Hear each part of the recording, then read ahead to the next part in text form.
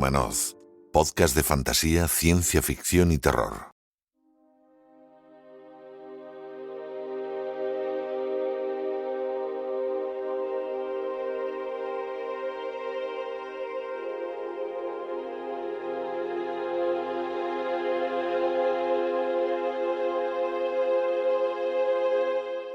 En esta primera parte del programa vamos a hablar de unos libros muy especiales, de unas obras muy especiales que probablemente muchos habréis leído en algún momento de vuestra vida. Yo, por ejemplo, que ya tengo unos años, recuerdo de pequeño haberme empapado de unos libros rojos muy, muy chulos que además leías y releías porque tenías muchas posibilidades en ello, que eran los de Elige tu propia aventura, y seguro que muchos los conocéis.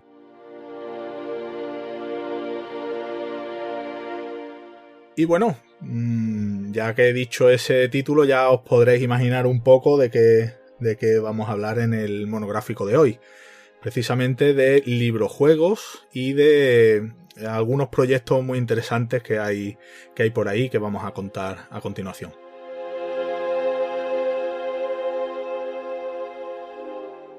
Para eso está con nosotros Eduardo, más conocido en el mundillo como Edward T. Riker. Es licenciado en Derecho, comenzó su carrera literaria muy joven, redactando en fanfics, en artículos de divulgación sobre fantasía, ciencia ficción, que se publicaron en diferentes webs especializadas. Ha escrito varias obras. Desde 2018 es creador y coordinador de la serie de librojuegos Chulu, Cthulhu, o como él lo quiera pronunciar, que ahora nos dirá, que siempre tenemos esa duda, y Advanced Chulu también, publicados en más de 10 países como Estados Unidos, Polonia, Francia, Italia, y desde 2020 además es editor y director de Celaeno Books, donde dirige las colecciones de fantasía, terror y ciencia ficción. Cuenta con mucha experiencia en gestión y asesoramiento de crowdfunding editoriales. De hecho, como he dicho anteriormente, vamos a comentar algún proyecto muy interesante que tiene entre manos. Y bueno, ya está con nosotros para hablar un ratito de este tema que seguro que va a ser muy interesante. Eduardo, ¿cómo estás? Encantado de tenerte en Windhumanoz. Yo estoy encantado también de estar aquí con vosotros. Sabes que la primera vez que contactamos fue por la serie de Chus Cthulhu. Ya sabes cómo lo digo, Cthulhu, sí, en canario. Sí. Y la verdad es que el apoyo que nos disteis en la primera serie de Chus fue fundamental. Y desde que me propusiste venir a hablar un ratito contigo sobre librojuegos, pues no pensé un momento. Encantadísimo de estar aquí, encantadísimo de que la gente que nos esté escuchando pues pase este ratito con nosotros. Muy bien, pues vamos a hablar como digo, de un proyecto que no debe perderse nadie, pero vamos a hacer, ya que estás con nosotros y que conoces el tema, vamos a hacer si te parece, un recorrido por la historia de los librojuegos que aunque los hayamos leído y mucha gente los conozca, pero posiblemente la intrahistoria o la historia de esos libros juegos desde que aparecieron hace ya un montón de años, pues a lo mejor no es tan conocida, ¿no? Entonces vámonos, si te parece, al origen, antes de que llegaran a España, dónde aparecieron, cuáles fueron los primeros, si eran iguales que los que luego se produjeron o qué diferencias había entre ellos. ¿A qué época nos remontamos? Bueno, pues primero decirte que yo soy un gran aficionado a los librojuegos. No soy un experto, hay gente que, vamos, me daría sopas con ondas en el tema, pero sí que soy un gran aficionado, y sobre todo a la línea clásica de librojuegos, los que se publicaron en los años 70 y 80, fueron los que marcaron los comienzos de mi carrera literaria. Yo fui un niño de los que se llamaban frikis en el colegio, de esos que preferían leer en el patio cómics y librojuegos antes que jugar al fútbol. Y con un grupito de amigos, pues nos dedicábamos a escribir nuestros propios librojuegos basándonos en las series que más nos gustaban. Y eso es mi primer contacto con este mundillo. Así que te voy a contar más o menos cosas que son interesantes sobre el mundillo de los libros juegos, pero sin profundizar en algo que se convierta en una disertación académica, ¿no? Perfecto. Pues te cuento, mira, el concepto de libros juegos o de literatura interactiva podemos verlo por primera vez en unas novelas románticas de los años 30, en los que el lector podía decidir cómo quería que terminase la historia. No eran exactamente libros-juegos como los entendemos ahora, sino eran una especie de novela con elección de múltiples finales. Ese digamos que es el germen, y estamos hablando de los años 30, ¿no? Sí. Al parecer ese tipo de literatura caló entre los lectores y se hicieron varias novelas de ese estilo. Fueron publicados en Estados Unidos y eran dos autoras, curiosamente, dos mujeres que escribieron esta primera novela romántica que se llamaba Considera las consecuencias, de Doris Webster y... Muy apropiado el título. Y Mary Alden. Te imagínate que en una novela romántica pudieras decidir si darle puerta a tu counterpart a la mitad o seguir saliendo con esta persona. Bueno, pues fue una cosa muy curiosa, ¿no? En los años 30. A partir de ahí, el género siguió cultivándose, pero como algo experimental, ¿no? Si tú hablas de literatura interactiva, oirás que te van a hablar de Rayuela. Sí, de Cortázar, cierto. ¿no? Y te van a hablar también de obras en las que se implica al lector para que decida de cierta manera cómo quiere que evolucione la trama, pero no son libros-juegos per se. El primer libro-juego que sí podemos considerarlo como una obra lúdica en la que la idea es que el lector se convierta en protagonista, empiece a estar escrito en esa segunda persona en la que tú eres en el que estás viviendo las circunstancias del libro, aparecen por primera vez en los años 70. ¿Vale? Ajá, y aparecen en dos países, son Estados Unidos e Inglaterra casi al mismo tiempo. Los primeros libros, los americanos, si no me equivoco, no, los ingleses, los de Tracker Books, son unos libros muy curiosos porque tienen un formato diferente a todos los libros que se estaban publicando en ese momento. Eran apaisados, eran unos libros muy visuales que incluían pistas en los dibujos, en el mismo texto, había que resolver puzzles. Eran muy, muy curiosos, son unos libros relativamente difíciles de conseguir en formato físico, pero sí se pueden encontrar todavía en internet, ¿no? A mí me llaman mucho la atención, nunca he leído ninguno, sí que he leído sobre ellos, pero nunca he tenido ninguno en las manos, y fue el germen para que Montgomery y Edward Packard crearan la serie de Elige tu propia aventura, que se llamaba en un principio Adventures of You. Fíjate que Montgomery y Packard Montgomery creó su primera novela interactiva, y pasó, me parece que fueron 5 o 6 años hasta que alguien se atrevió a publicarla. Era un formato que las editoriales no querían arriesgar por ella. Sí, hay veces que lo novedoso da un poco de reparo apostar por él, claro. Pues fue Bantam Books, una editorial pequeñita, que le dio la oportunidad de publicar el primer libro-juego, ¿no? de The Adventures of You, y que luego se convirtió en Elige tu propia aventura. Digamos que no fue un éxito instantáneo, fue un éxito progresivo, pero llegó un momento, en el año 76-77, en los que se produce el boom de Elige tu propia aventura y se traduce a prácticamente todos los idiomas del mundo. La serie explota vendiendo 250 millones de ejemplares. Es una barbaridad, yo siempre lo digo, es unas cifras que no alcanzan sino fenómenos literarios como puede ser Harry Potter, ¿vale? Y en una época en la que no era común, sí era común vender muchos ejemplares, pero no convertirse en un fenómeno global o mundial, ¿no? La literatura era más sectorial, siempre había grandes éxitos, pero no como eso. A lo mejor Stephen King, si podíamos considerarlo un éxito global. Y eran libros orientados para los niños, ¿no? Esos libros son muy sencillos, son esos libros rojos que todos conocemos y se ramificaron en un montón de colecciones que llegaron a nuestro país de la mano de la editorial Timun. Estaban los libros rojos de Ligito Aventura, la versión aún más infantil de los libros de Ligito Aventura, que se llamaba Barco de Vapor, una redacción muchísimo más simple, una serie de la que yo guardo un buen mal recuerdo, porque me acuerdo que cuando llegó la feria del libro a Tenerife y yo pude ir por primera vez solo, sin mis padres, ¿no? Y fui a comprarme un libro juego, porque a mí me gustaba muchísimo, y me faltaban pues 20, 30 pesetas para comprar uno de Ligito Aventura.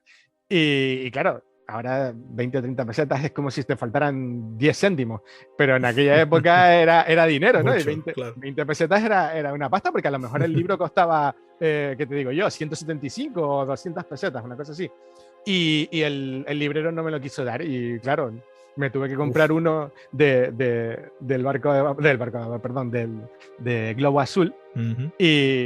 Y curiosamente, aunque yo estaba horrorizado por el nivel literario infantil que tenía, se convirtió en uno de mis favoritos, ¿no? Que era La criatura del pantano. Sí. Y era muy, muy gracioso. Iba con ese monstruo rescatado de la Laguna Negra, con una gabardina amarilla. Me gustó mucho. Y de hecho me gustó tanto que lo coloreé. Fue mi primera gran amor-odio con los libros juegos. Uh-huh. Y a partir de ahí pues me enganchó el género muchísimo, muchísimo. Era una cosa que me fascinaba. Y empecé a descubrir más colecciones. Descubrimos colecciones que fueron muy, muy famosas, como puede ser La máquina del tiempo. Uh-huh.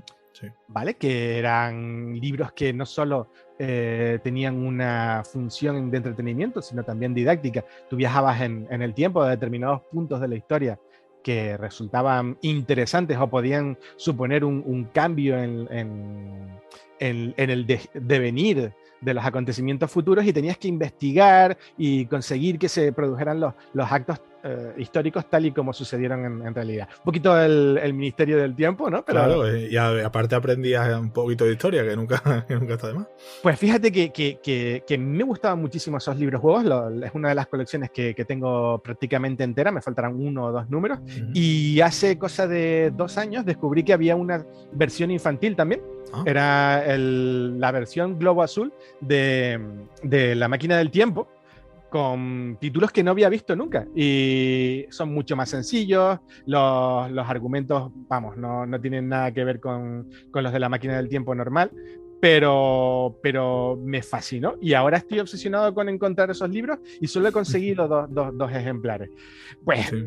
Todos esos libros son de la época de Timun Más, y aparecen también otras colecciones creadas por Edward Packard y R.A. Montgomery, ¿no? Estos autores de El Ligito Aventura, que fueron orientadas a un poquitín a un público más adulto, ¿no? También aparecen los libros de Planea tu fuga de Tenopia, Planea tu fuga de Frome, que ya, aunque siguen la misma mecánica de libro-juego de primera generación, en el que solo hay que decidir el camino, ver qué queremos que hagan los personajes, la narración es un poquitín más adulta, y la intención es crear libros para jóvenes lectores. Y también de Edward Packard, algo más posterior, está una serie de libros-juegos muy desconocidos que son Halcones del Espacio. Uh-huh. Estos libros son relativamente difíciles de encontrar. Yo tengo muy poquitos ejemplares, y son una especie de Planea tu fuga, pero con un nivel de ilustración que, vamos, son la envidia, ¿no? De los originales, ¿no? Una pasada, y además una estética muy tipo cómic. Me resultaron muy interesantes descubrirlo. El libro-juego, como ya te digo, en esta primera época primitiva, que va desde los finales de los 70 hasta prácticamente el año 81-82, es simplemente un libro-juego pensado para el público infantil, con elecciones, donde el lector decide qué quiere hacer para que la trama lleve a una consecuencia u otra, en unos libros destinados a enseñar a los niños que la toma de decisiones conlleva una serie de consecuencias, que si nosotros tomamos decisiones arbitrarias o, digamos, temerarias, ibas a obtener un resultado eminentemente negativo, y si aplicabas la lógica o eras prudente en tus acciones, ibas a conseguir seguir avanzando en la trama. A mí me parece... Eduardo, sí. una cosa, ¿en qué año, cuándo llegaron los libros juegos a nuestro país aproximadamente? Pues yo diría que, si no estoy muy equivocado, a principios de los años 80, te lo puedo confirmar ahora mismo, si me dejas un segundo. Yo tengo aquí, estabas hablando de los libros juegos, y yo tengo aquí en casa, que ya te he dicho que yo de pequeño leía, y de hecho tengo algunos que tenía yo en casa de mis padres y tal, de Elige tu propia aventura, y de hecho ahora estaba citando algunos autores clásicos de eso, y precisamente algunos de los que tengo son de R.A. Montgomery, de Paul Granger, de Edward Packard, y otros que no sé si son quizás que escribieron menos o tal, Jay Label, Deborah Lerm, Goodman y Shannon Gilligan, no sé, pero es súper chulo. Pero es que, hablando de otras que has estado citando, acabo de recordar que yo algunas de esas también las leí en su momento. Al describirlas me ha venido a la memoria, lo tenía ahí guardado, y es cierto, claro, las de Elige tu propia aventura las recuerdo muy bien porque era lo que más leí en aquella época. Pero sí es cierto que algunos de los que has citado recuerdo haberlos también leído en algún momento. La verdad es que es curioso pues la memoria sí. lo que es. No te digo, es que Elige tu propia aventura fue un boom, ¿no? Fue una cosa completamente inimaginable en todos sitios a donde llegaba. Se convertía en un éxito. Creo que en España los primeros se publicaron entre 1983 y 1984. Puede ser, no estoy totalmente seguro, pero me parece que sí. Y son libros que llevaban casi, pues, 5, 6, 7 años publicados en Estados Unidos. Nos llegó una oleada, una auténtica oleada. A mí me gustaría que la gente se diera cuenta de lo importante que fue este género, que todas las editoriales que había en España, que en aquella época eran muchas, no es como ahora que la mayoría de las editoriales son subsellos de dos editoriales más potentes. Querían tener sus propios libros juegos, y se traía absolutamente todo lo que tuviera una elección, estaba puesto encima de la mesa. Y te digo que estos primeros libros juegos de primera generación que trajo Tim Unmash eran muy, muy interesantes. Me gustaban muchísimo, muchísimo. Y hay un sector del público, del lector aficionado a los libros juegos, que no los considera realmente libros juegos, que para ellos la denominación de libros juegos empieza con los de segunda generación. Pero no es cierto. En realidad, todos los libros en los que tú tienes que tomar una decisión es un juego. Así que... Incluso las novelas románticas de los años 30 se puede considerar un protolibro juego. Sí, es un protolibro juego, ¿no? Es una cosa, claro. Digamos, como la... ¿qué te puedo decir? Lo que es el libro juegos con el juego de rol, ¿vale? Que eso lo veremos ahora con los libros juegos de segunda generación. Pero antes de entrar en la segunda generación, me gustaría hablarte de una colección que a mí me encanta y que no considera la gente libro juego per se, pero sí es un libro juego. Y era Resuelve el misterio, unos libros juegos amarillos en los que un grupo de niños tenía que investigar algo que sucedía en su pueblo, que podía ser desde que robaban unas galletas de chocolate a la abuela, o que aparecía una mansión misteriosa y nadie sabe quiénes eran los vecinos que habitaban allí, y tenías que leerte el texto, y por las pistas que estaban incluidas en el texto y en las ilustraciones que hacía uno de los dos niños, que era un manitas, un ilustrador de la leche, ¿no? Y te hacía una imagen de la escena del crimen, tú tenías que descubrir qué es lo que había pasado y establecer una hipótesis y descubrir el culpable de ese acontecimiento. Ahí no había decisiones, realmente. Era un texto completo, pero tenías que dar tu conclusión, y a lo mejor pues estaba equivocada o correcta, y se leían con un espejo en el que ponías en la última página y en el reflejo estaba la solución. ¿Y eso lo consideramos entonces libro juego? ¿Tú lo consideras libro juego? Yo lo consideraría un libro juego, sí. Es como te digo, ¿consideramos un juego de cartas el Magic o no? Y si consideramos el Magic un juego de cartas, consideramos el Solitario un juego de cartas, el Tute, si todos son juegos de cartas porque se juegan con cartas, todos los libros que implican una interacción por parte del lector, para mí son libros juegos, incluso los libros que se pusieron muy de moda hace unos años, que te obligaban a romperlos, cortarlos. Pues sí. Hasta cierta medida es un libro juego, aunque sea un libro juego. Hay uno que de hecho se sigue vendiendo muchísimo, que se llama Destroza este diario o algo así, que también te obliga a escribir cosas cada día y tal, y luego o destrozarlo, yo qué sé. Hay cosas que, bueno, estamos ahí un poco en el límite, digamos, que bueno, habrá gente, como tú dices, lo de esto de los chicos que tenían que investigar, pues habrá gente que lo considere, otros que no, pero bueno, sí es necesaria una interacción, claro, y no es, el lector no es un lector pasivo. Ese es el tema. En el momento en el que tú tomas el papel de protagonista, aunque sea al final y sea la historia de otra persona, y yo creo que lo podemos considerar un libro juego. Pero vamos, no vamos a entrar en polémicas de ese estilo. Bueno, digamos que luego llegó una segunda generación que cambió un poco las reglas del juego. Más o menos en qué año fue ese cambio? Imagino que sería a lo mejor algo progresivo, no sería algo brusco.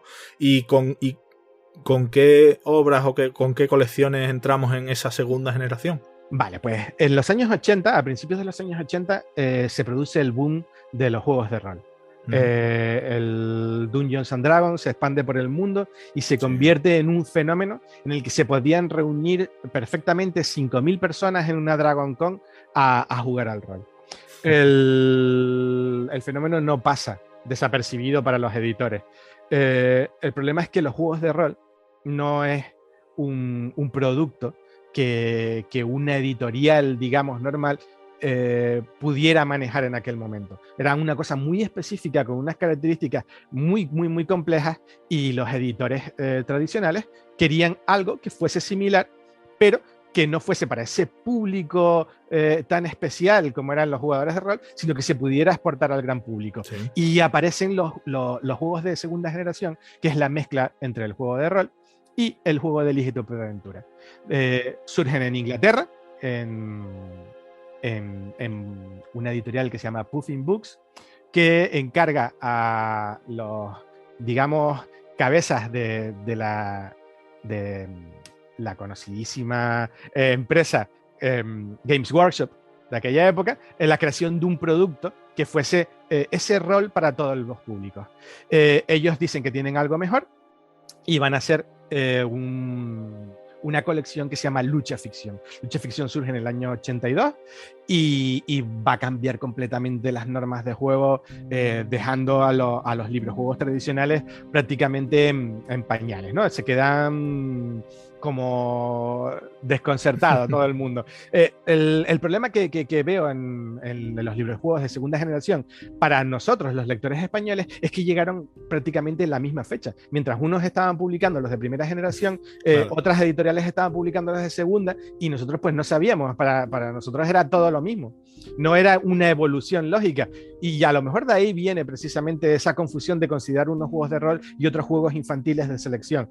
Pero ahí sí está esa evolución. La mayoría de los juegos de aventuras de segunda generación, creados por Ian Livingstone y Steve Jackson en Inglaterra, son aventuras autoconclusivas con una serie de reglas relativamente simples, pero también relativamente complejas para el lector ocasional, en el que tienes combates, tienes equipos, tienes la posibilidad de desarrollar una historia en la que lo importante no son tanto las elecciones para ver las consecuencias, sino como el camino que tomamos para llegar al final del libro. Suelen tener un final único positivo, y para alcanzarlo tenemos que abrirnos caminos a través de diferentes caminos, valga la redundancia, que nos plantea el libro. Son escritos por párrafos, ya no están escritos por página, sino párrafos cortitos, porque lo importante son esas acciones. Hay una descripción de lo que nuestro personaje está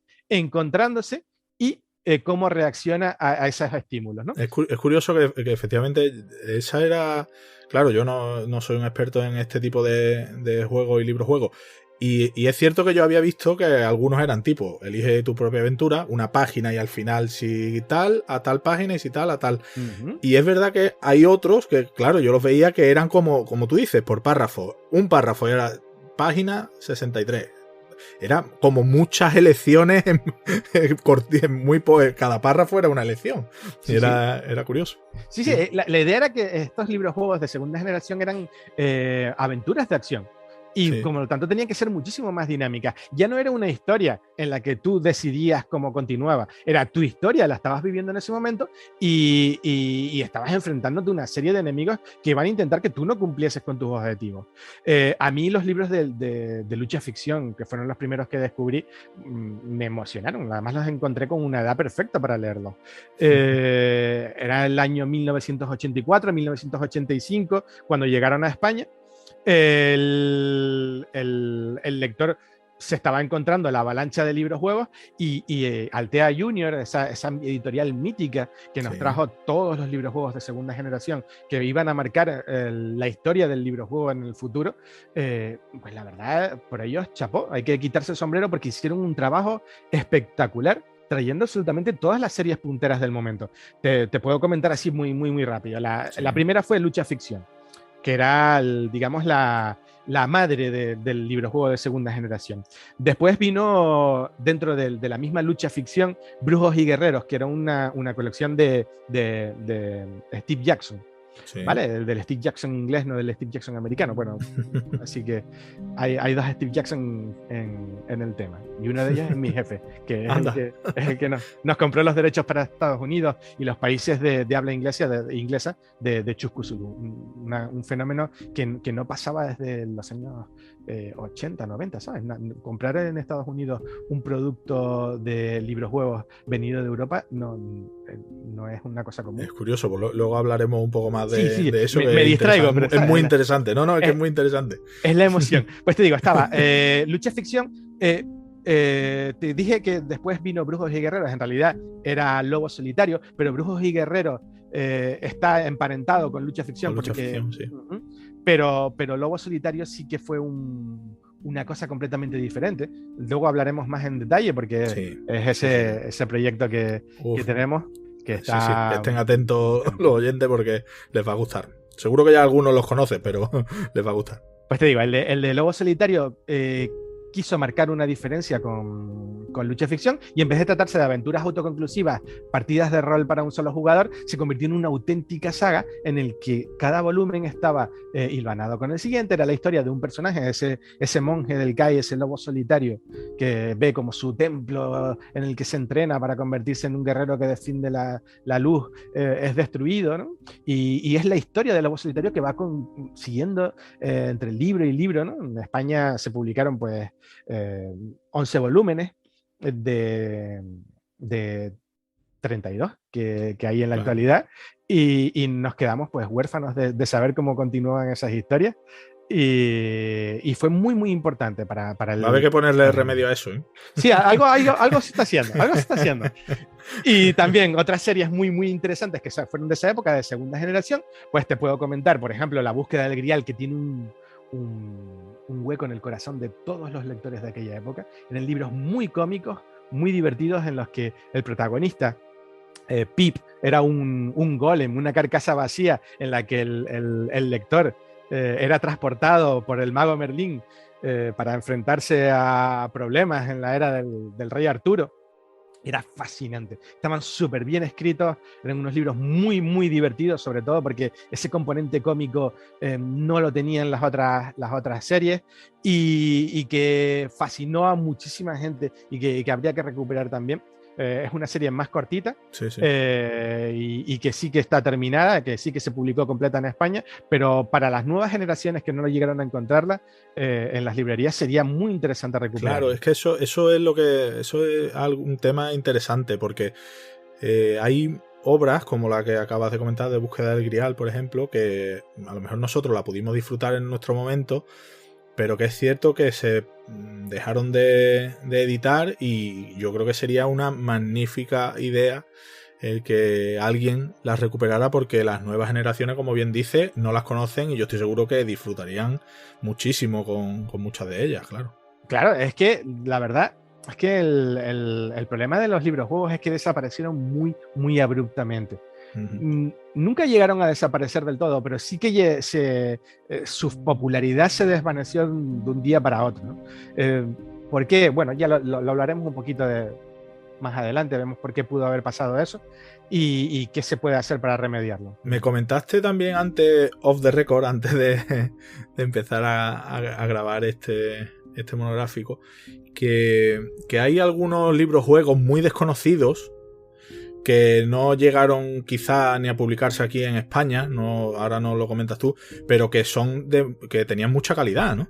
Sí, vamos a ver, el mundo del librojuego en toda Europa evolucionó adaptándose a los criterios del país donde llegaba, y se creaban obras que gustaban en determinados lugares, ¿no? Había países como, por ejemplo, Polonia, que tiene una tradición de librojuegos espectacular, en la que se hacen librojuegos y se llevan haciendo prácticamente desde los 90, que es cuando llegaron allí, hasta la actualidad, y tienen autores muy, muy famosos que usaban, pues, seudónimos para publicar sus libros. Pero a mí lo que me gustaría destacar eran los libros que se publicaron en España, pero que la mayoría de la gente no conoce, bien, o bien. que son bastante difíciles de encontrar en la actualidad, porque como te decía antes, como había tantos libros juegos y tantas editoriales querían tener el suyo, empezaron a comprar derechos de cosas muy, muy curiosas.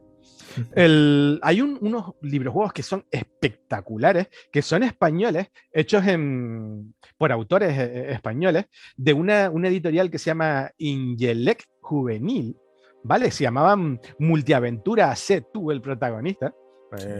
No querían enfrentarse a una demanda de Elige tu propia aventura, en la que te puedes encontrar textos escritos por autores relativamente desconocidos, pero ilustrados por gente como Aspiri. Y tú dices, hostia, si esto es Lorna, pero a lo bestia. O sea, lo que yo disfruté en mi época con las ilustraciones de los juegos de Spectrum y esas cosas, tío. Es que impresionante. Estamos hablando de un autorazo, ¿no? Y que estos libros de Ingelec, ¿no?, son muy difíciles de encontrar. Son los primeros libros que yo vi en tapa dura de Elige tu propia aventura. La mayoría eran paperback, eran libros para quemarlos, para usarlos hasta que ya no pudieras más con ellos. Pero vamos, el encontrarlo fue una sorpresa, y poquito a poquito he ido haciendo la colección. No sé exactamente cuántos volúmenes se publicaron, porque no me he puesto a investigar total y absolutamente, pero todos los que caen en mis manos me han llamado muchísimo la atención. Esta colección es antigua y es interesante. Otros libros que también me llamaron mucho la atención eran los mini libros de Elige tu propia aventura, de Tim Mas también, pero que ya tuvo que haber sacado en los últimos momentos, cuando ya estaba muy, muy explotado el tema. Sí, otro formato, ¿no? Sí, en los años 90, eran unos libros muy pequeñitos, se llamaban compact libros compactos, en los que no necesitabas dados, no necesitabas lápices, estaban intentando recuperar otra vez al lector de librojuegos casual. Y hay uno, por ejemplo, Agente Secreto Ace, que es el único que he encontrado de este formato, que me llamó muchísimo la atención, porque era un librojuego en el que lo que primaba era coger el librojuego y ponerte a leer. Sin reglas y sin nada. Aunque hubiese combates durante el mismo juego, no necesitabas tirar dados. Yo creo que ellos se dieron cuenta de que la complejidad de los librojuegos de segunda generación, el tener que sentarte, tener que tirar dados, tener que aprenderte unas reglas, había apartado al gran público de lo que era el género interactivo. Y no se dieron cuenta de que eso era solo uno de los muchos factores que estaba, digamos, agostando el floreciente campo del librojuego. Era también la sobresaturación de títulos, esos librojuegos que estábamos hablando que son rarezas, libros como, por ejemplo, Nancy Drew y los Hardy, publicados por editoriales que, vamos, ni el nombre tienen en la portada. Bueno, mira, este, por ejemplo, es de Susaeta, ¿no? Susaeta, Sí, sí, si sí. la conoces, es una editorial que publica muchísimo libro infantil. Pues Sí, estos sí. libros juegos son unos libros muy buenos, unos libros, creo que son ingleses, de una autora de libros juegos, de resolver misterios, pero ya claro, el público estaba agotado, ¿no? Este tipo de Sí, narrativa claro, claro. ya no sabías qué comprar. Ya le regalabas a tu hijo a lo mejor un Elige tu propia aventura, luego le comprabas un Nancy, Drew y los Hardy y decías, ¿esto qué es, mamá? Esto no es lo que yo te pedí. Eduardo, cuándo podemos situar el ocaso, digamos, del género? O el primer ocaso, porque luego vamos a ver Hmm. que todo eso tuvo una resurrección o dos.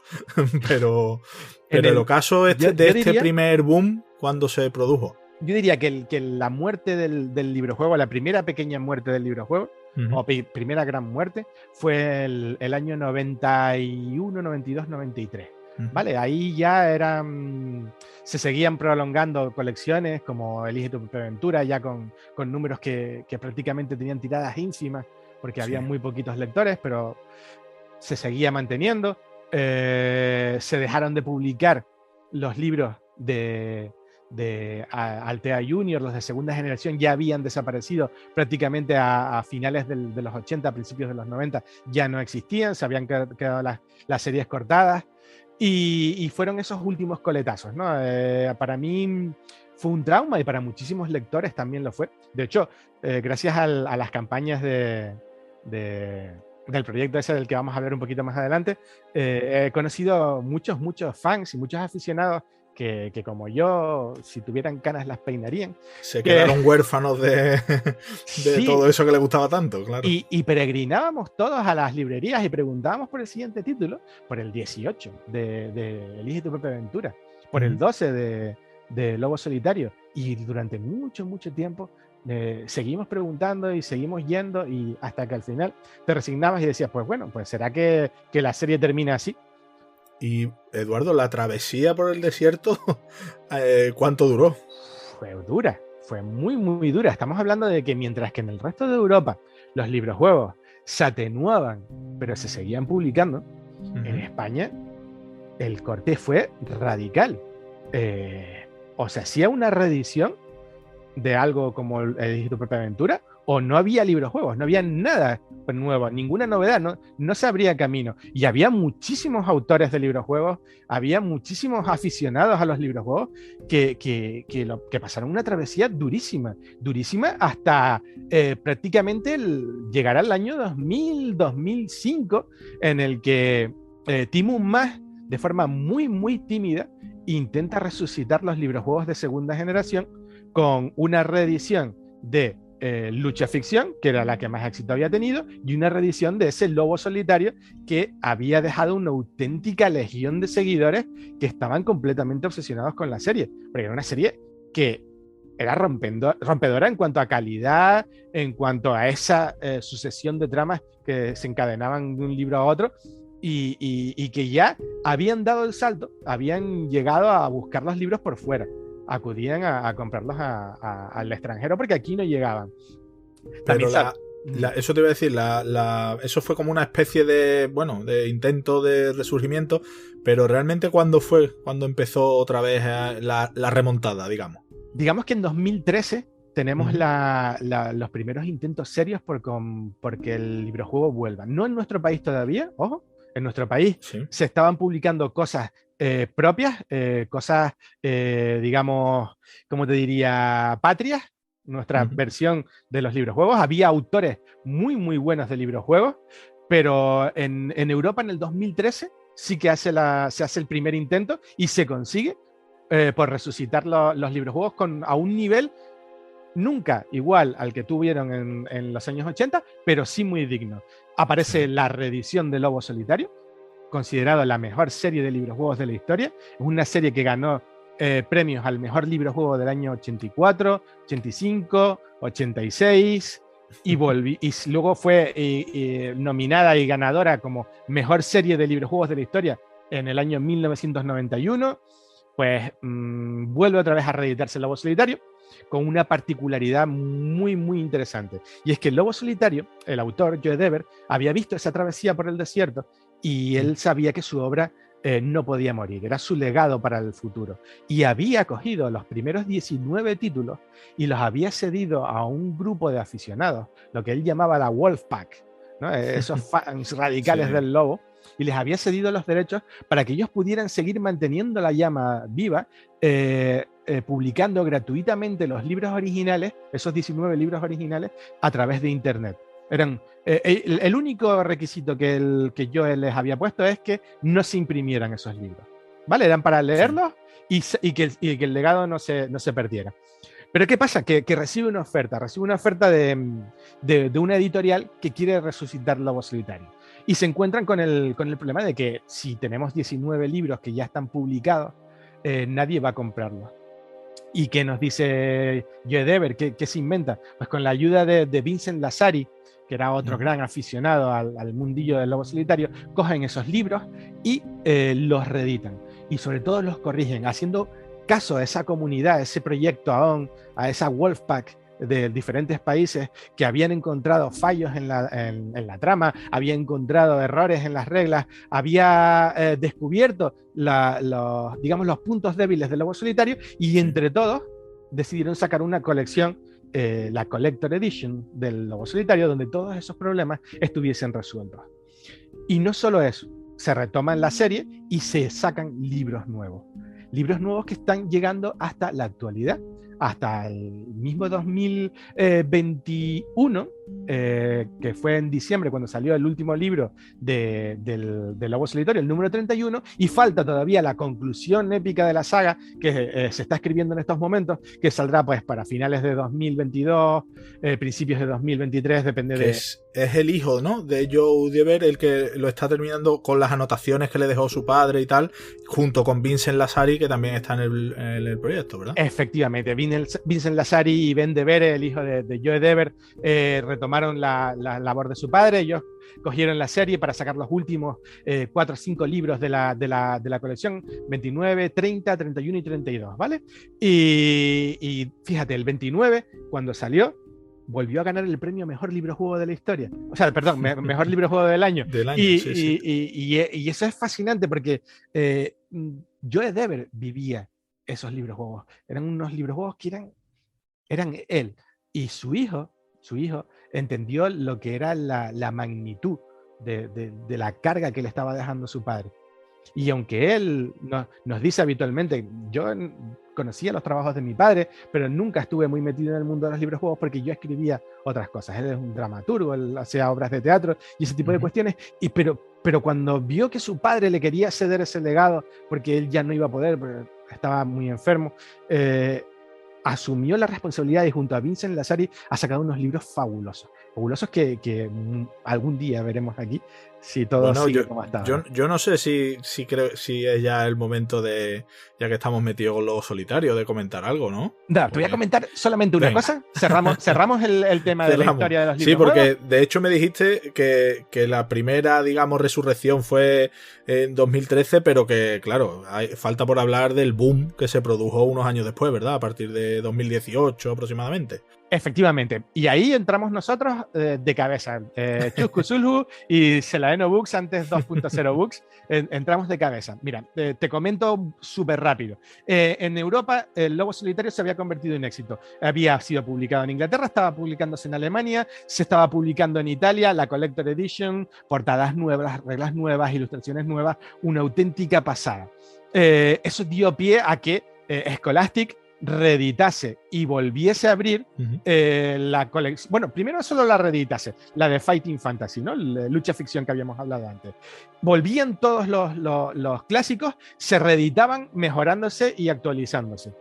¿Y qué pasa? En esa vorágine de revival que estábamos viviendo en el año 2016, 2017, 2018, el boom de Stranger Things, la vuelta de las videoconsolas, la reedición y remasterización de juegos clásicos para las consolas, yo y un grupo de escritores nos reunimos en 2016 y nos ponemos a planear qué podemos hacer para llevar lo que nos gustaba a nosotros de pequeños a las estanterías de las librerías de nuevo.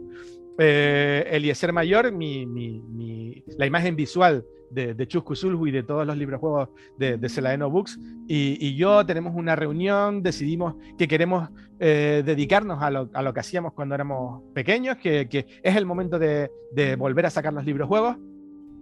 Todo basándonos en una conversación que ya he contado varias veces, pero la repito muy resumida.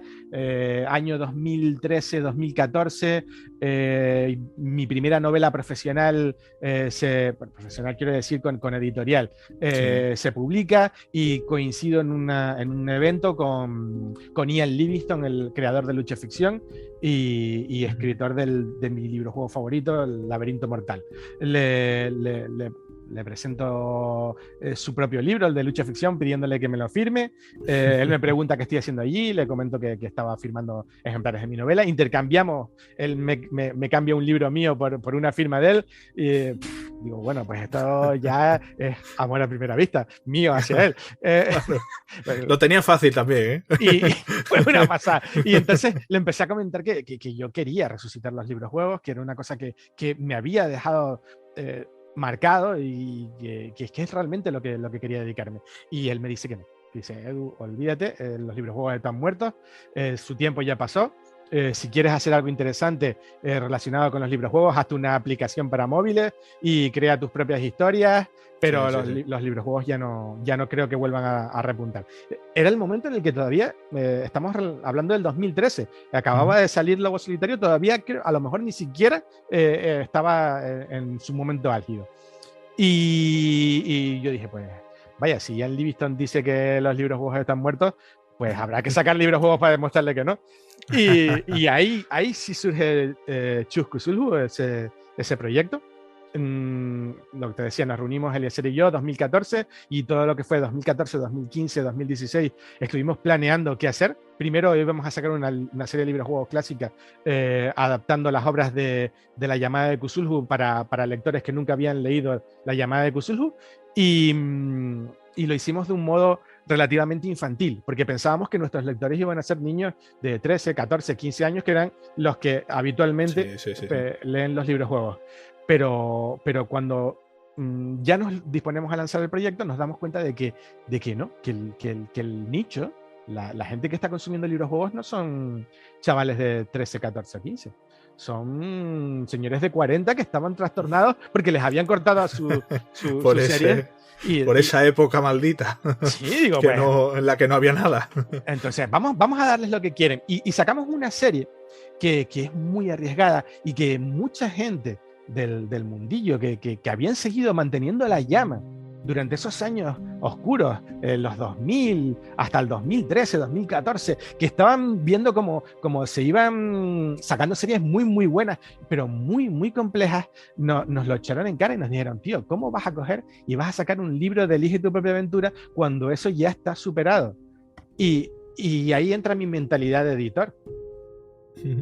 Y empecé a comentarlas, ¿no? Vamos a ver, nuestros libros juegos no están pensados para que tengas que hacer un máster en lectura de reglas. Están pensados para que la gente que compró 250 millones de unidades de Elige tu propia aventura y ahora tienen 40 años puedan tener una sensación similar a esa, pero sin tomarles el pelo y tratarlos como niños, sino queremos unos libros para adultos.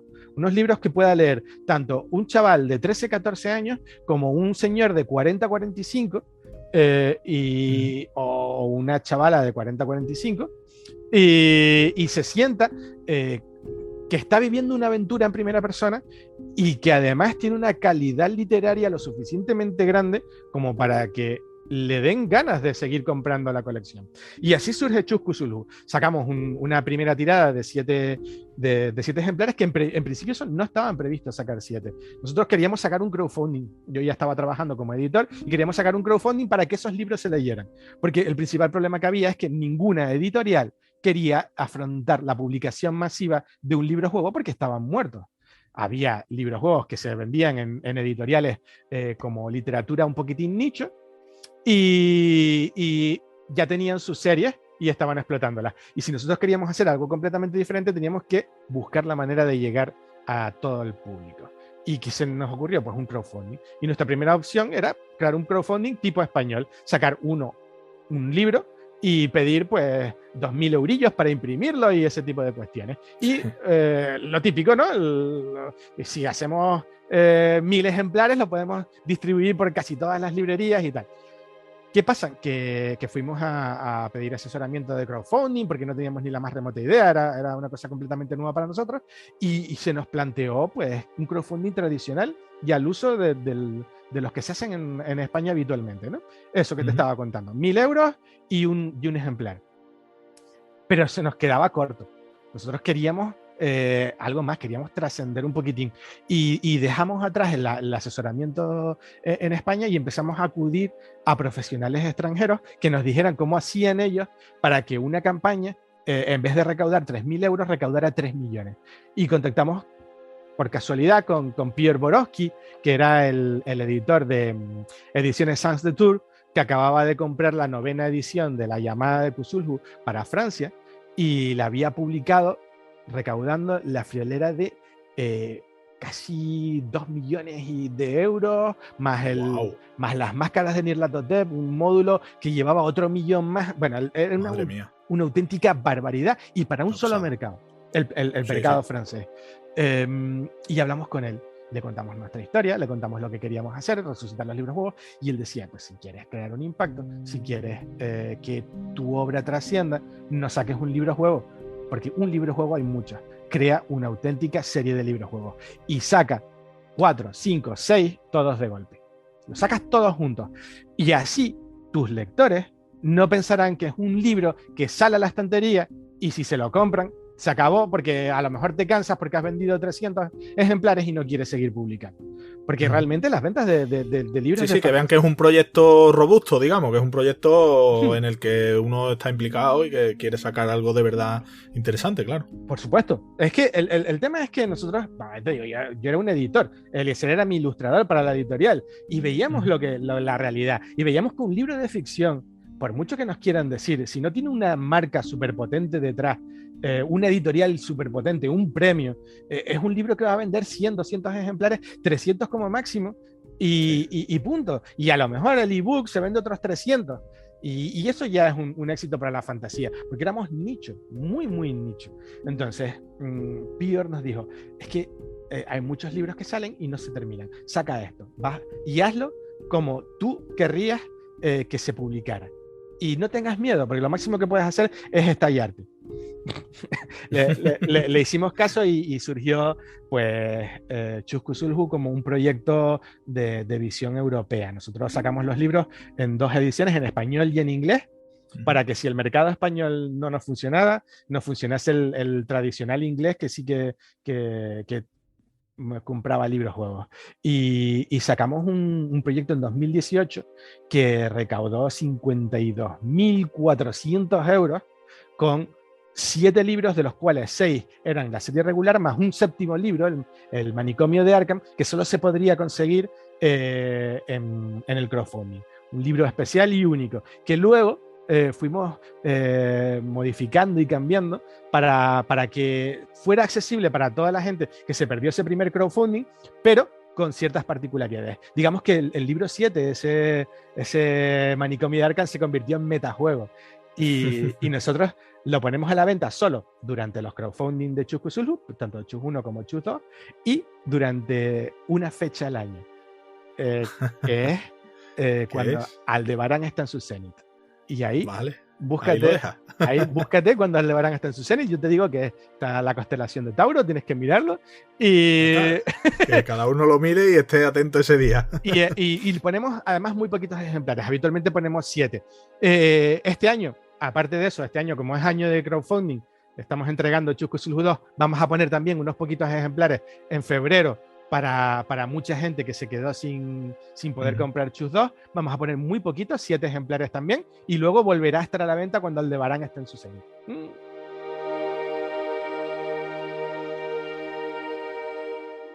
Vale, ese proyecto funcionó, la verdad es que lo curraste, porque me estás contando que esa conversación la tuviste en 2013, que te desinflaría un poquito. Bastante. Y que remontaste hablando con Elíazar 2014, 2015, 2016, o sea que es un proyecto bien madurado, que no es una locura de un día para otro, sino que lo currasteis bastante. Sí, te digo, fue un proceso muy largo de mucho trabajo detrás, porque no solamente había que construir una serie de libros, había que construir prácticamente una marca detrás. Claro. Y que la gente viera que esos libros no eran como otro producto más autopublicado, sino que era un proyecto que tenía visión de continuar en el tiempo y de establecerse en el mercado, que no fuese una cosa anecdótica, y que sobre todo vieran que estaban destinados a ellos, a los lectores adultos, a gente que tiene una mayor capacidad de criterio. Si yo te vendo un libro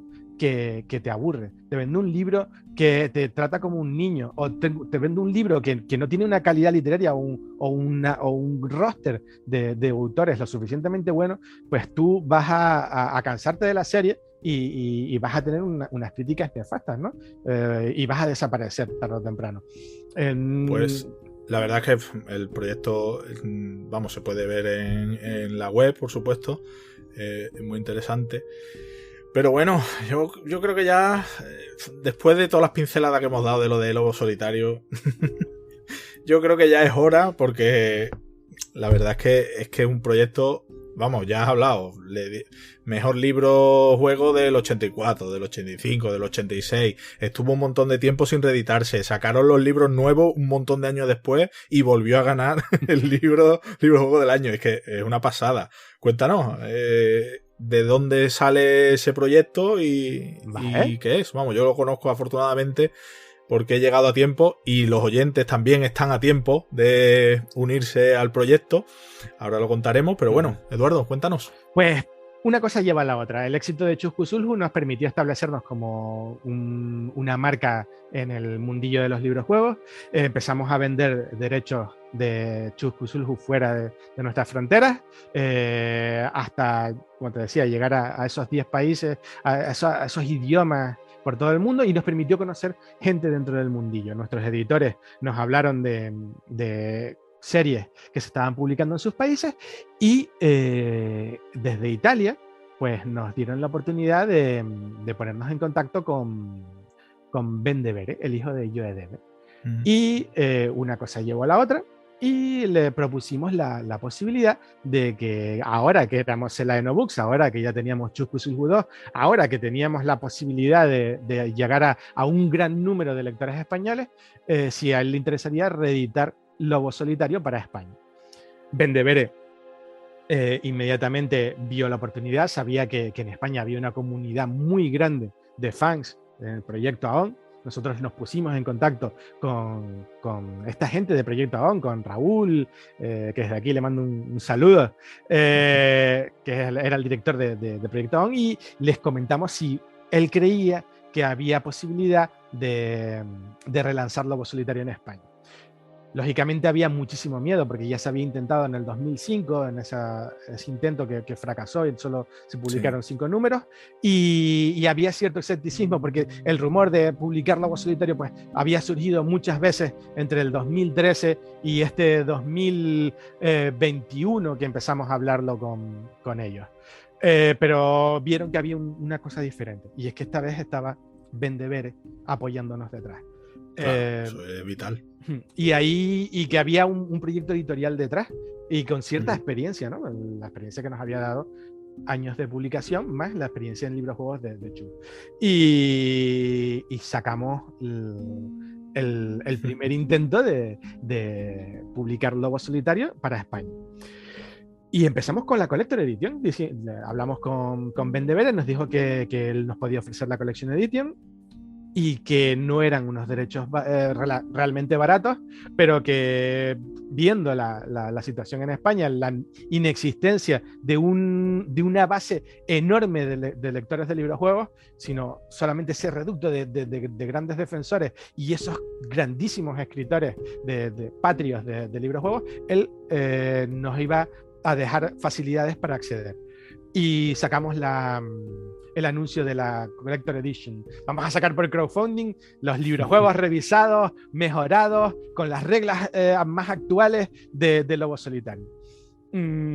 Presentamos el proyecto, Ben le encantó, y ya con medio proyecto en marcha, la pre-campaña funcionando, gente uniéndose a esa página de Facebook de Lobo Solitario Librojuegos desde la Eno Books, cada vez más gente dándonos apoyo, enviándonos fotos de sus colecciones, facilitándonos material. Nosotros empezamos a venirnos arriba y dijimos, bueno, pues vamos a contactar con Gary Chalk, el autor de las ilustraciones originales de Lobo Solitario, y vamos a ver qué podemos hacer para contar con las ilustraciones que conocen los autores, los lectores españoles, junto con estas nuevas ilustraciones de Richard Longmore. Pues Gary Chalk, un señor mayor, él pues estaba un poquito hasta los huevos de Lobo Solitario por algunas experiencias negativas que había tenido con un juego de mesa y con los diferentes editores que habían publicado la serie a lo largo de los años, pero asintió y nos dijo, mira, las ilustraciones originales de Lobo Solitario, el 99% están o vendidas o perdidas. Muchas se destruyeron por los mismos editores y otras tantas se perdieron por el camino. Así que lo que podemos hacer es, yo te cedo los derechos para replicarlas y podéis utilizarlas con mi consentimiento para promocionar Lobo Solitario y para incluirlas en vuestra edición. Bueno, pues compramos esos derechos, nos costaron ¿sabes? Un dinero. Sí, claro. un dinero invertido. Y Pegarino es un autor muy barato, ¿eh? El tema es que lo hicimos como si fuese un gran gancho, ¿no? Porque estábamos uniendo lo nuevo, esa recopilación de reglas nuevas mejoradas, esos textos ampliados y revisados, porque eso no lo había dicho, pero los textos son mucho más largos que los originales, ¿no? Pero hay más enjundia. Y además podríamos recuperar las ilustraciones originales de Gary y las portadas originales de Gary Chalk que se habían perdido porque en España se habían utilizado unas portadas hechas exclusivamente en España. Primero por un autor que se llamaba Ricard Recio, que creemos que es Ricard Recio Ponce, un autor de ilustraciones infantiles que por mucho que hemos intentado contactar con él o con sus herederos, no hemos podido porque queríamos también incluir esas ilustraciones de portada en nuestro libro para que fuese una edición definitiva, pero no ha habido manera. Sí pudimos contactar con Alejandro Colucci, que inmediatamente se mostró encantado de colaborar con nosotros. Él se puso en contacto con Timum Más, bueno, con Planeta ahora, que es la propietaria de Timum Más, para que nos dejase utilizar esas ilustraciones. Se resolvió muy rápido y él estaba un poquitín asustado porque no sabía la repercusión real que había tenido su edición del 2005. Él era muy jovencito cuando lo hizo y su estilo, según él, ha mejorado mucho, pero es que esas ilustraciones son fabulosas, para que nos vamos a engañar. Alejandro Colucci, de hecho, para nuestros oyentes, que sepan que la siguiente parte de este programa tenemos la tertulia de ilustradores y precisamente uno de ellos es Alejandro Colucci, así que le comentaremos también sobre el proyecto. Que seguro aquí que le mando un saludo y no tengo palabras para agradecerle digamos, ese primer contacto que fue en horas, decirle, mira, ¿te interesa? Sí, pero tengo miedo porque las ilustraciones no son excesivamente buenas. Digo, pero ¿qué ilustraciones estás hablando? Las del Lobo Solitario del 2005 son una maravilla. Bueno, la autoexigencia de cada uno que pues, todos le hemos convencido y está en el proyecto. Y de hecho, sus ilustraciones serán incluidas en uno de los add-ons que tenemos en la campaña, que es un libro de arte que se llama el libro de arte del Lobo Solitario, que incluye las ilustraciones. Y ahora agárrate porque viene la última gran exclusiva que no sabe absolutamente nadie y que voy a decir entre comillas, ¿vale? Porque no es seguro al 100%, pero yo diría que al 75-85%. Y venga, primero, un libro de ilustraciones donde aparecen las ilustraciones de Richard Longmore, actual ilustrador de la Collector Edition, las ilustraciones de Gary Chalk restauradas, con las portadas de Gary Chalk, las portadas de Alberto Dal Lago, autor de la colección Collector Edition y de la Definitive Edition, ¿vale? Que eso no lo he contado, pero lo contaré después. las ilustraciones de Alberto Colucci y, y agárrense, las ilustraciones de Nerd Gore, el último ilustrador de Lobo Solitario. Esto es calentito, no lo sabe absolutamente nadie, no lo hemos anunciado a nuestros mecenas, no lo sabe, vamos, esto primicia mundial. Y es todo gracias a que el crowdfunding lleva un ritmo espectacular. Brutal. Espectacular. Yo recuerdo que yo la verdad es que me apunté las primeras 24 horas y esas primeras 24 horas que fueron de locura. Porque claro, recuerdo 25.000 era creo la salida, pero sí. La salida, ¿no? El mínimo. Y se hizo ¿en cuántas horas? Es que en 3 horas 40 minutos teníamos los 25.000. Increíble. Y fue constante hasta las primeras 24 horas que acabamos con unos 51.000 euros aproximadamente.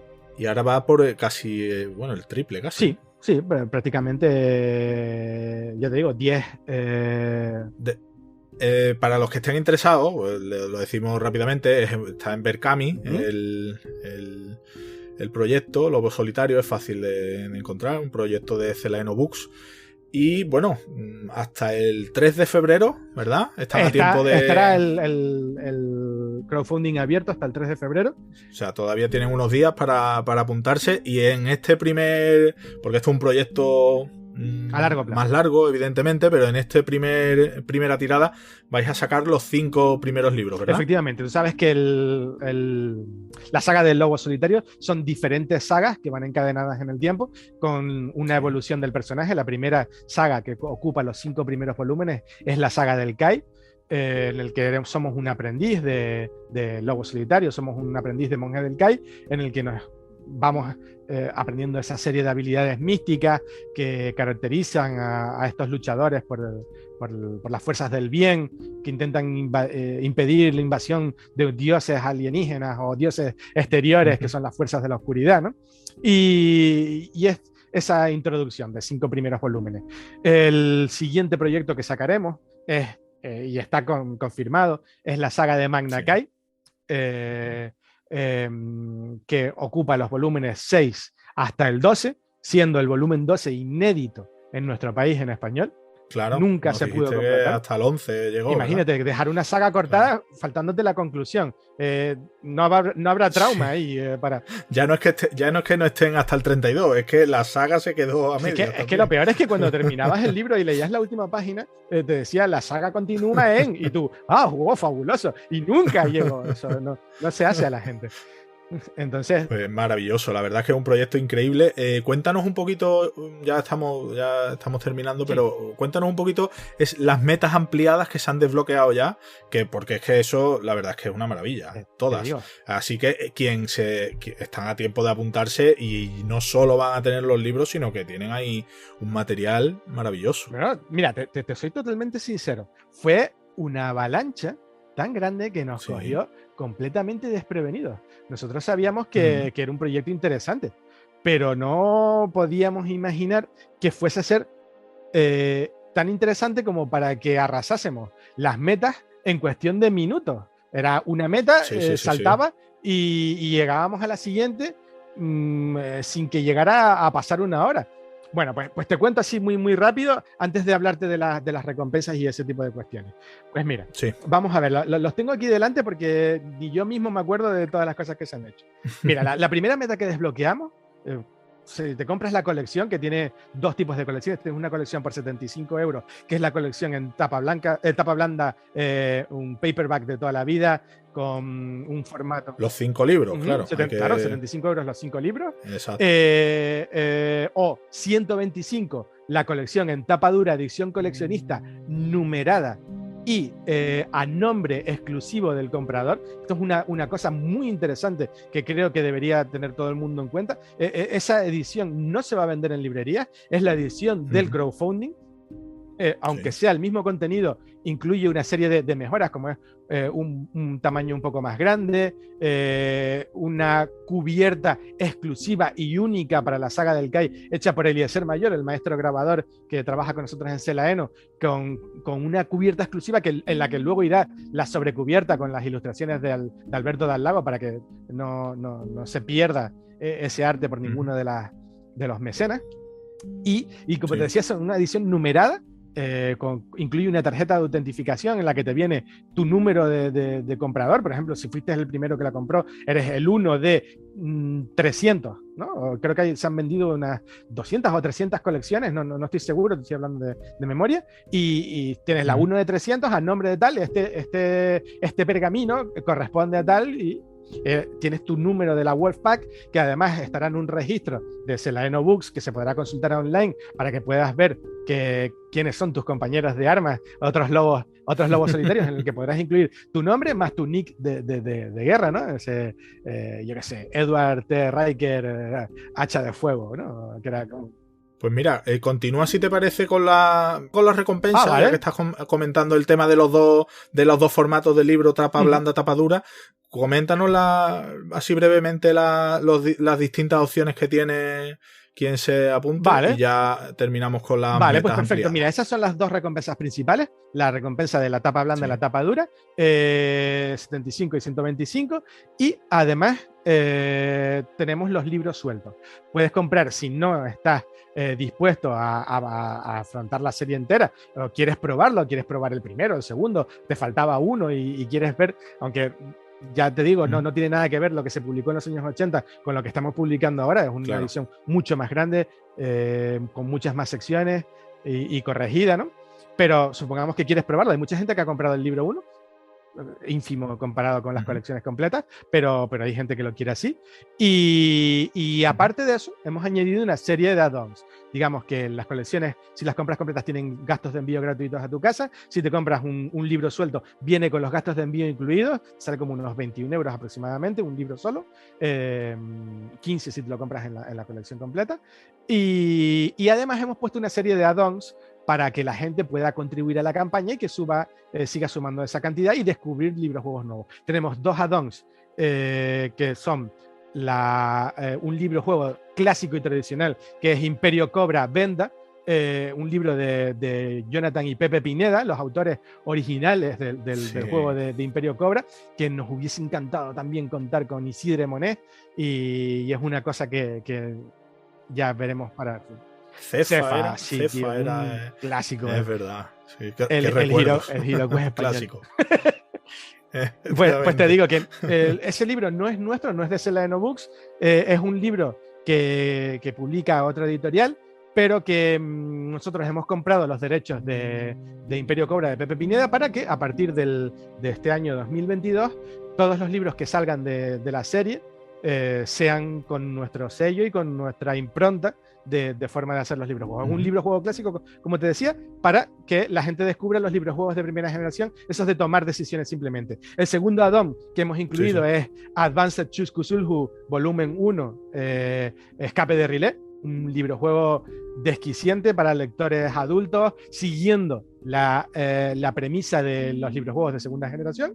Ahí sí tienes, como te decía, hoja de personaje, combate, tiradas de dados, pérdida de cordura. Es un libro muy, muy difícil, ya lo advierto a la gente que se lo vaya a comprar. Es un libro muy divertido, un libro muy sangriento y muy, muy, muy en la línea no de Lovecraft, porque para eso está Chus Cthulhu, más en la línea del juego de rol de Chaosium y mezclado con ese componente de Chus Cthulhu de buscar el lector adulto, ¿no? Está entretenido, la verdad es que estoy muy contento, tenemos críticas muy, muy positivas de nuestros lectores de prueba en otros países, porque el libro todavía no se ha publicado en librerías, es parte del segundo crowdfunding de Chus Cthulhu. Y aparte de eso tenemos un tercer add-on que es interesantísimo, que es ese libro de arte del Lobo Solitario, en el que se van a incluir todas las ilustraciones de todos estos autores que ya te he hablado, incluido Nerdgore, la primicia. un trabajo espectacular. El problema de Nerdgore, que es muy lento dibujando y que solo ha hecho las ilustraciones de los 3 primeros ejemplares.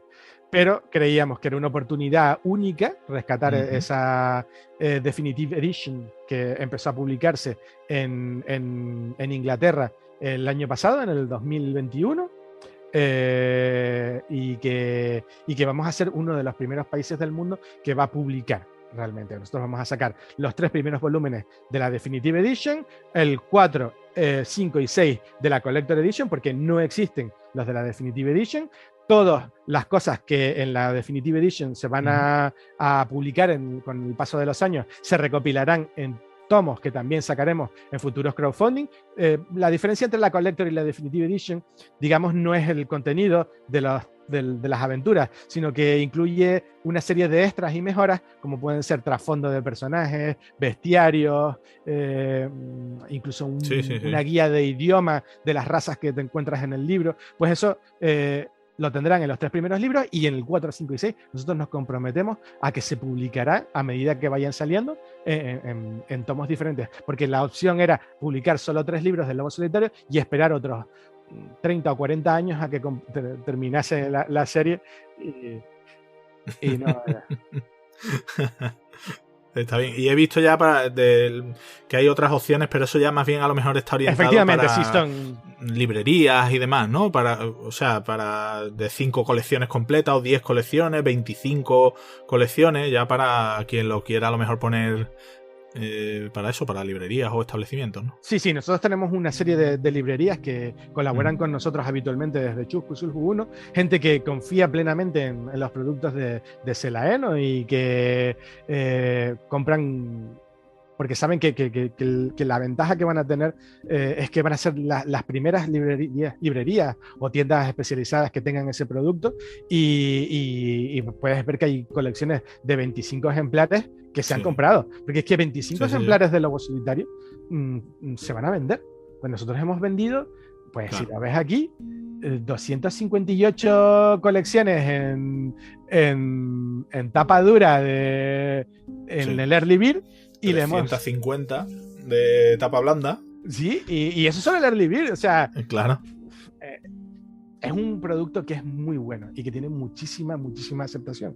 No es que sea la mejor serie de libros juegos de la historia porque se lo inventó alguien. Es que si le preguntas a cualquiera que haya leído libros juegos, te va a decir, ¿te has leído Lobo Solitario? Y te va a decir, hostia, esa es mítica. Es mítica. Bueno, y las metas. Vamos con las metas ya para terminar, que la verdad es que son increíbles y que, vamos, estoy seguro que si hay alguien que tenga dudas de si unirse o no al proyecto, cuando les cuente las metas ya va a dejar, se le van a acabar las dudas. Pues mira, la primera meta que desbloqueamos, que fue a los 30.000, fue la hoja de personaje del Lobo Solitario, con un compendio de reglas en un tríptico extraíble que servía como marcapáginas, ¿no? Muchos mecenas nos dijeron, ¿no vais a regalar marcapáginas? Digo, sí, tenéis el tríptico que os sirve como marcapáginas. Este tríptico estará disponible también en PDF para que se pueda descargar desde la página de Selaeno Books, y tendrá un permiso de fotocopia para que no estés escribiendo encima si no quieres. Va a ser una cosa muy interesante porque va a estar ilustrado por un lado y con las reglas por el otro. Luego las ilustraciones de los 5 libros que se han ido desbloqueando poquito a poco con otras intercaladas, pero bueno, las ilustraciones son de Huapi, ¿no?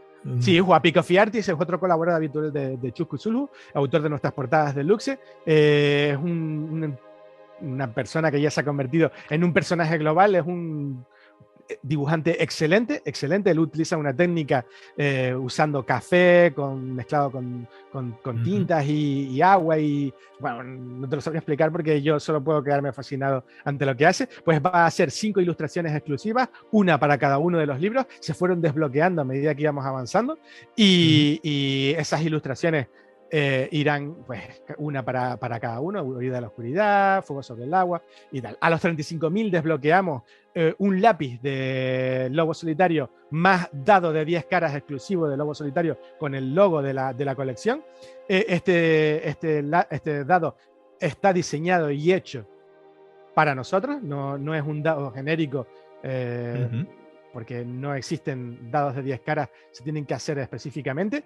Y aunque en el libro realmente no se utiliza el dado de 10 caras, nosotros sí lo quisimos incluir para evitarnos usar algunas mecánicas que pueden resultar un poco anticuadas, de usar las tablas del destino y tal, que se hacían mediante apuntado, dejando caer un lápiz. Pues el dado de 10 lo resuelve y es una auténtica maravilla, y además una cosa de coleccionista. Pues a partir de ahí... Cuaderno a los 40. Sí, a los 40.000 sacamos una cosa que se llama el Trailblazer Guide de Lobo Solitario, o la hoja de ruta de Lobo Solitario. Es un cuaderno que tiene las ilustraciones de los libros en marca de agua. En el interior es una cosa en la que puedes apuntar tus avances, el equipo que vas encontrando, todo ese tipo de cuestiones. Nos funcionó espectacularmente bien con Chus Cthulhu 2. Nosotros sacamos el Necronotebook, que era como un Necronomicon de bolsillo, y joder, o sea, ha sido la bomba. Nos están pidiendo distribución y en realidad era un regalo que hicimos a nuestros mecenas. Ya lo hemos vendido a Alemania e Italia. Y a los 50.000, ¿qué? Pues vale, 50.000. Ese fue el hito. Nosotros pensábamos que los 50.000 los alcanzaríamos a los 15 días y los hicimos a las 24 horas. Estamos hablando de los mapas desplegables de Magnamund.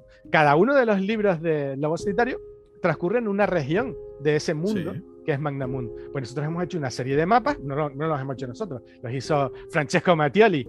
Lo que nosotros hemos hecho es convertirlos en mapas desplegables. No solo estará el mapa que te viene en el libro, sino también un mapa que podrás consultar, desplegar encima de la mesa, doblar, poner encima tu personaje para ir viendo por qué región vas pasando. Una auténtica maravilla. Además de formato 36x51. Grandito. Un tamaño considerable. Grandito. O sea, ahí te digo que son curiosos y un regalo que a la gente le emocionó desde el primer momento. Y que desbloqueamos pues en un día. O sea, que seguimos con las ilustraciones exclusivas y él se busca. 60.000. Para mí es un auténtico placer contar con profesionales del medio y cuando David Daza y el Torres nos dijeron que sí, que colaboraban con nosotros, que se apuntaban a Lobo Solitario. David Daza nos ofreció la idea de una ilustración, un póster para poder colgar en la pared de Se busca vivo o muerto, de un personaje emblemático de la historia del Lobo Solitario, de la saga del Kai. Nosotros empezamos valorando una serie de cuestiones, creíamos si podíamos coger un Giak, que es un villano genérico, y hubiera una recompensa por su cabeza, o uno de esos grandes generales del Hombres Lagarto que guían a los Giaks, pero ¿qué pasa? Que uno de los mecenas nos dicen, si tiene que haber alguien aquí, tiene que ser el traidor, ¿no? Digo, Bonotar. Bonotar, el traidor. Digo, me cago en la leche. Qué buena idea. ¿Cómo es posible que no se nos ocurriera a nosotros?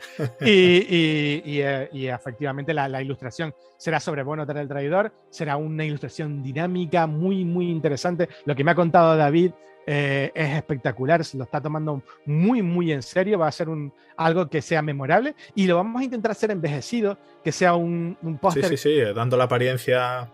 Que sea real, ¿no?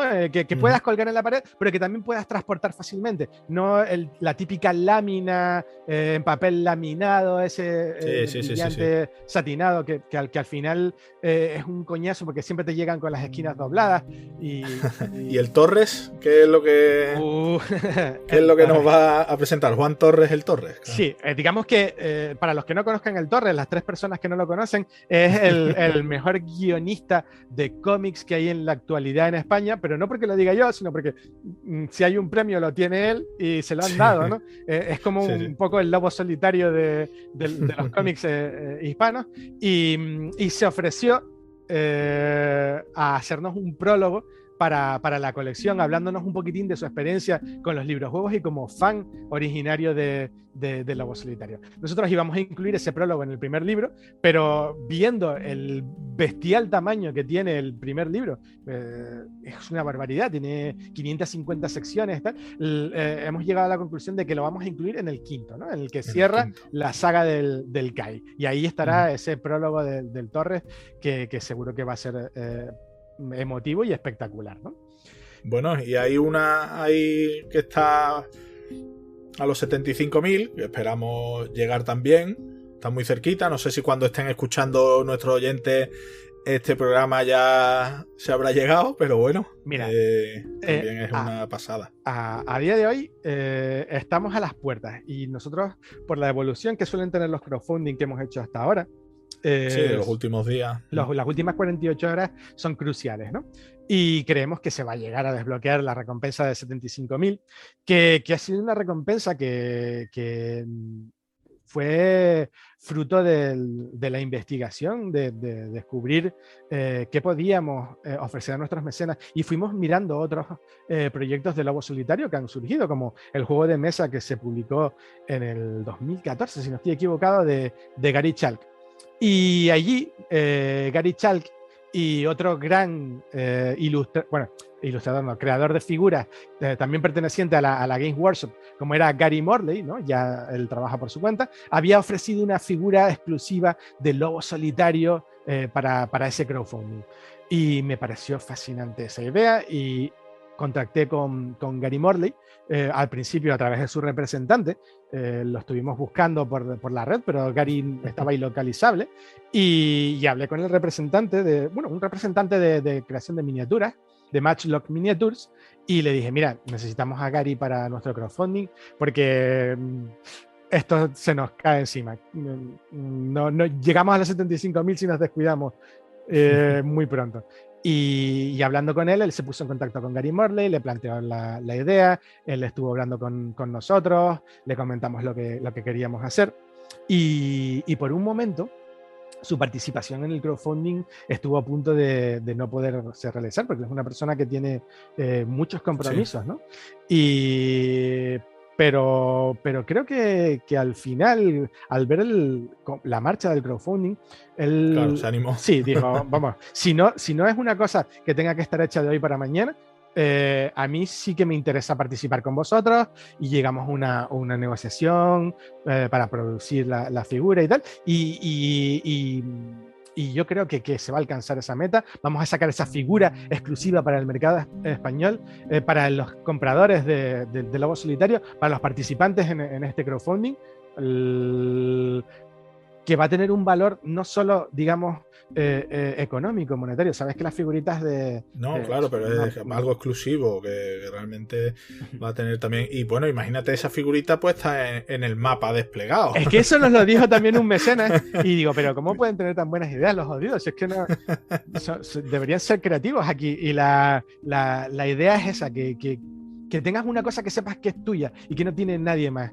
Claro. Hay muchos comentarios que nos preguntan si la vamos a diseñar en 3D, y no, va a ser una figura de la vieja escuela, va a ser hecha por moldes, va a ser hecha modelada primero en masilla, luego se le sacarán moldes, se producirán en metal blanco, y se producirán las que se vendan en el crowdfunding, y puede que alguna más para cerrar la producción, ¿no? Si no vas a hacer 498, si tienes que hacer 500, pero no estarán en circulación, vamos a dejarlo así claro, ¿no? O sea, sean figuras que tendrán un valor emocional para los mecenas. Pues vamos, Eduardo, yo creo que con todo lo que hemos contado de este proyecto, no me extraña que vaya tan bien, pero que además, como decimos, en los últimos días que quedan todavía está a tiempo. Quien les haya gustado lo que hemos contado, que estoy seguro que habrá mucha gente, pues están a tiempo de apuntarse.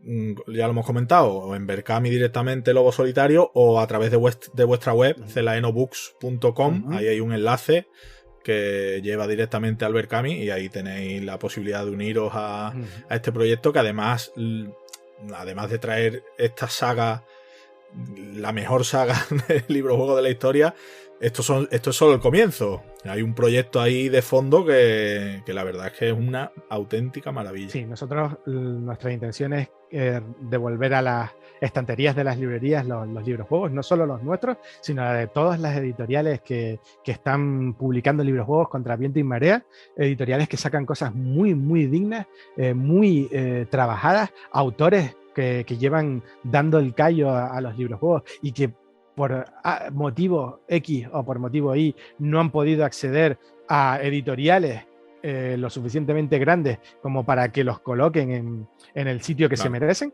y creando un ecosistema, construyendo otra vez la base desde cero. Como ya te decía, que haya la mayor cantidad de lectores, que las generaciones que las leyeron lo transmitan a las generaciones que no lo leyeron, porque muchos de los que leíamos somos ahora padres y estamos con una generación que está redescubriendo un mundo fabuloso. Y la generación intermedia, la que se perdió, la que tiene 20, 30 años y que está metido en los juegos de mesa, está metido en el rol, está metido en todo lo que vino después de los librojuegos, sepan que cuando no tienes un equipo, cuando no tienes un grupo, cuando no tienes gente para jugar, porque hay una pandemia, porque cada vez es más difícil reunirse con amigos, porque la vida te lleva a otra parte, tienes esa posibilidad de jugar en solitario con aventuras de la misma calidad e incluso a veces más que una partida de rol o un juego de mesa tradicional, y que todo tiene su ecosistema y que hay que mantenerlo porque una cosa se retroalimenta y alimenta a la otra.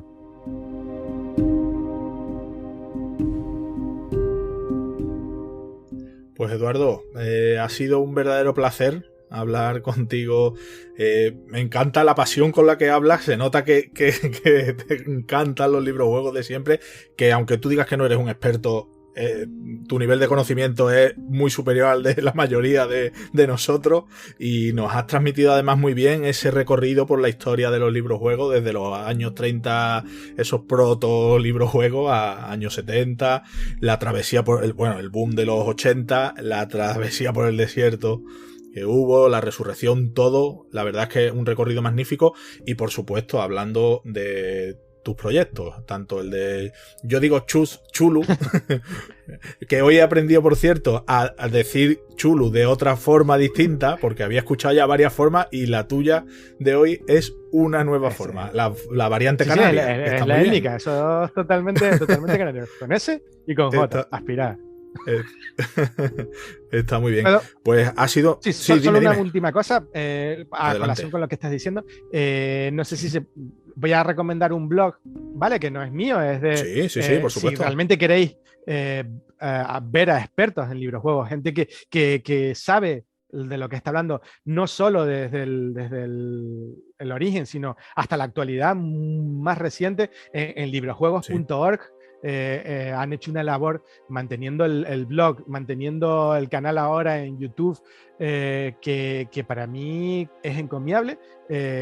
Pasaron épocas duras porque no había realmente una base de aficionados enorme, pero los que se quedaron ahí, tío, o sea, permíteme decirte que la resistencia, que son gente que yo no mantendría una conversación con ellos porque me avergonzaría, ¿no? del nivel que hay ahí, y les agradezco muchísimo también que pese a que a veces no tenemos las mismas ideas, le han dado soporte a Lobo Solitario, han dado soporte a Chuscu Sulhu y me han dado soporte a mí como editor, que eso es importantísimo, estar con tus futuros lectores o con los que crees que van a ser tus lectores, y poder escucharles y ver sus opiniones y decir, chicos, os escuchamos y haremos todo lo que esté en nuestras manos por complaceros, pero también tenéis que tener en cuenta que no sois únicos, que hay que volver a reconstruir el género desde cero. A mí me parece un sitio estupendo para que la gente que quiera meterse en el mundo del librojuego, que quiera saber más profundamente sobre el tema, librojuegos.org y a disfrutar. Perfecto, pues nos lo apuntamos, por supuesto, y ya bicharemos la web, el YouTube y todo lo relacionado con eso. Pues Eduardo, lo dicho, ha sido un placer, muchas gracias por pasarte por Windowmanot. Espero y deseo que en un futuro haya más proyectos que podamos contar aquí, sí. Que estoy seguro que los habrá. Por supuesto que acabe la campaña de Lobo Solitario, bueno, ya es un éxito, pero bueno, que acabe con el éxito completo. Y nada, estamos en contacto, y por supuesto aquí sabéis que en Windowmanot siempre tendréis un huequecito para contar lo que vayáis. Perfecto, muchísimas gracias, de verdad. Sabes que, como te dije, ustedes son parte de Chus, son parte de nuestra historia, y siempre los consideraremos nuestros colaboradores y sobre todo amigos. Muchísimas gracias a todos por haberme escuchado, dando la chapa durante tantas y tantas... Ha sido muy, muy interesante, y estoy seguro que los oyentes lo van a agradecer. Pues nada, Eduardo, lo dicho, un abrazo grande. Muchas gracias. Hasta luego. Hasta luego.